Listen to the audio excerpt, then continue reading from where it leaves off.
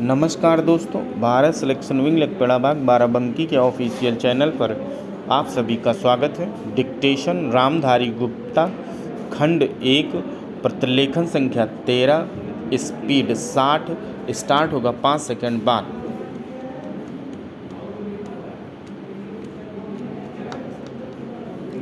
महोदय, यह भी विचार किया गया है कि जो व्यक्ति समाज में काम करता है, चाहे आविष्कार का काम करे, चाहे कोई दूसरा काम करे, उसको उस काम में तब तक सफलता नहीं मिलती जब तक कि समाज का सहयोग या समाज ने जो परिश्रम किया है या कुछ आविष्कार किया है, उसका उपयोग उसको प्राप्त न हो, उसका उपयोग वह न कर सके। इसलिए जब भी कोई व्यक्ति किसी वस्तु का आविष्कार करता है तो आविष्कार करने में न केवल उसका अपना परिश्रम रहता है, लेकिन साथ ही साथ समाज ने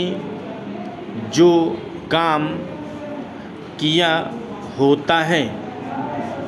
चाहे विज्ञान के क्षेत्र में या प्रौद्योगिकी के क्षेत्र में या किसी अन्य क्षेत्र में, उस सब से भी वह लाभान्वित होता है। इसलिए जब हम किसी आविष्कारक के किसी आविष्कार के अधिकार की रक्षा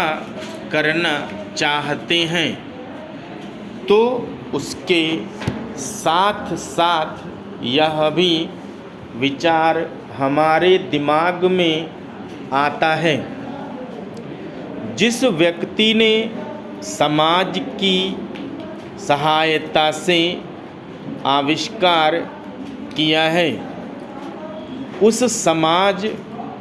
को भी उसका फल अधिक से अधिक मिलना चाहिए। माननीय मंत्री जी ने भी कहा है कि पेटेंट लॉ इस सिद्धांत पर आधारित होना चाहिए। मैं समझता हूँ कि पेटेंट लॉ के पीछे 2 सिद्धांत निश्चित हैं।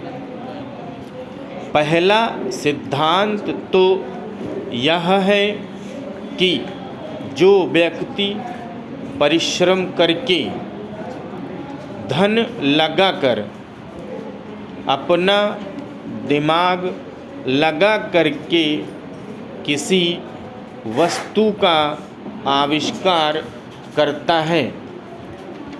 उसके तथा अपने परिवार के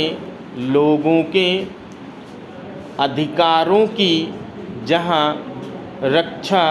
होनी चाहिए, उसके साथ ही साथ जैसा मैंने अभी कहा है, कोई व्यक्ति समाज में व्यर्थ में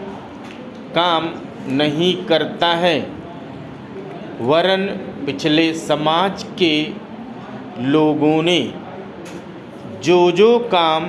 किए होते हैं, चाहे विज्ञान के क्षेत्र में या प्रौद्योगिकी के क्षेत्र में या किसी अन्य क्षेत्र में, और जिनके आधार पर वह कोई आविष्कार करता है उसको उसका प्रतिफल तो मिले, लेकिन जो परिणाम हो उसका प्रतिफल समाज को भी मिलना चाहिए। मंत्री महोदय ने कहा है कि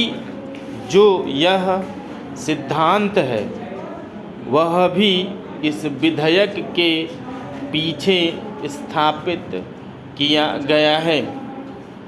और इस बात का ध्यान रखा गया है कि जहां हम किसी व्यक्ति के आविष्कार के जो